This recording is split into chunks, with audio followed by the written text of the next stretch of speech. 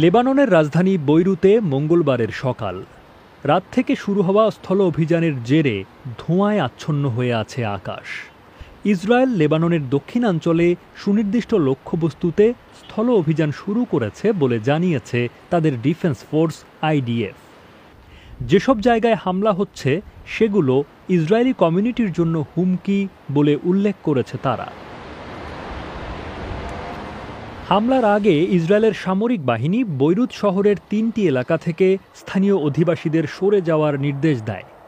ইসরায়েলের প্রতিরক্ষামন্ত্রী ইউভ গ্যালান্ট সীমান্তের কাছে সৈন্যদের উদ্দেশ্যে বলেন, ইসরায়েল আকাশ, সাগর ও ভূমি থেকে আক্রমণের জন্য প্রস্তুত। অন্যদিকে ইসরায়েলের অভিযানের আগে আগে হেজবুল্লাহর ডেপুটি কমান্ডার নাইম কাসেম ও বলেন, ইসরায়েলের স্থল অভিযানের জন্য তারা প্রস্তুত এবং এই যুদ্ধ দীর্ঘমেয়াদী হতে পারে। বৈরুত থেকে বিবিসির আনা ফস্টার জানান, স্থানীয় সময় রাত ২টার কয়েক মিনিট আগে ইসরায়েলের স্থল অভিযানের চূড়ান্ত খবর এসে পৌঁছায় লেবাননে।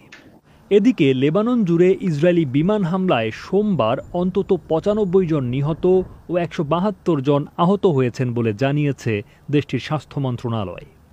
লেবানিজ কর্মকর্তাদের মতে গত ২ সপ্তাহে অন্তত ১,০০০ মানুষের মৃত্যু হয়েছে সেখানে এবং ঘরবাড়ি ছাড়া হতে পারে ১০ লাখেরও বেশি মানুষ।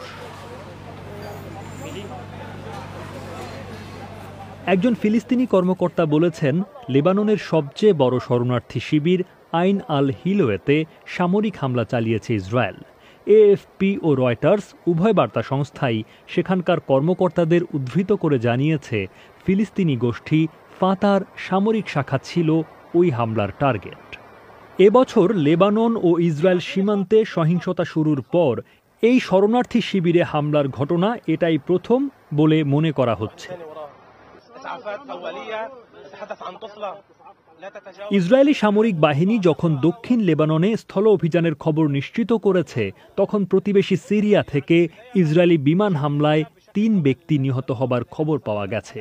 সিরিয়ান রাষ্ট্রীয় টেলিভিশন এক বিবৃতিতে তাদের উপস্থাপক সাফা আহমদ রাজধানী দামেস্কে ইসরায়েলি আগ্রাসনে নিহত হবার খবর জানিয়ে শোক প্রকাশ করেছে। ইসরায়েল এখনও এই হামলার খবর নিশ্চিত করেনি। বিবিসিও এ খবরের সত্যতা যাচাই করতে পারেনি। ইসরায়েলের বিমান বাহিনী জানিয়েছে, তারা ইসরায়েলের উপকূলের কয়েক কিলোমিটার দূরে ভূমধ্যসাগরের ওপরে একটি ড্রোন ভূপাতিত করেছে। তবে ড্রোনটি কোথা থেকে এসেছে কিংবা ঠিক কোথায় এটিকে ভূপাতিত করা হয়েছে সে সম্পর্কে বিস্তারিত কোনো তথ্য দেয়া হয়নি।